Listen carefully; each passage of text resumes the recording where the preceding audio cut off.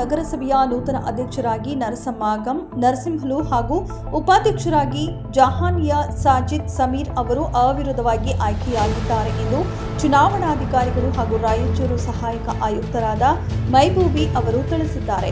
ಇದೇ ಸಂದರ್ಭದಲ್ಲಿ ಸಣ್ಣ ನೀರಾವರಿ ವಿಜ್ಞಾನ ಮತ್ತು ತಂತ್ರಜ್ಞಾನ ಸಚಿವರಾದ ಎಸ್.ಎನ್. ಬೋಸರಾಜು, ಸಂಸದ ಜಿ. ಕುಮಾರ ನಾಯ್ಕ, ವಿಧಾನ ಪರಿಷತ್ ಸದಸ್ಯರಾದ ಎ. ವಸಂತಕುಮಾರ್, ನಗರಸಭೆಯ ವಿವಿಧ ವಾರ್ಡ್ಗಳ ಸದಸ್ಯರು ಹಾಗೂ ರಾಯಚೂರು ನಗರಸಭೆಯ ಪೌರಾಯುಕ್ತರಾದ ಗುರುಸಿದ್ದಯ್ಯ, ಸ್ವಾಮಿ ಹಿರೇಮಠ ಸೇರಿದಂತೆ ವಿವಿಧ ಇಲಾಖೆಯ ಅಧಿಕಾರಿಗಳು, ಪೊಲೀಸ್ ಇಲಾಖೆಯ ಅಧಿಕಾರಿಗಳು ಉಪಸ್ಥಿತರಿದ್ದರು.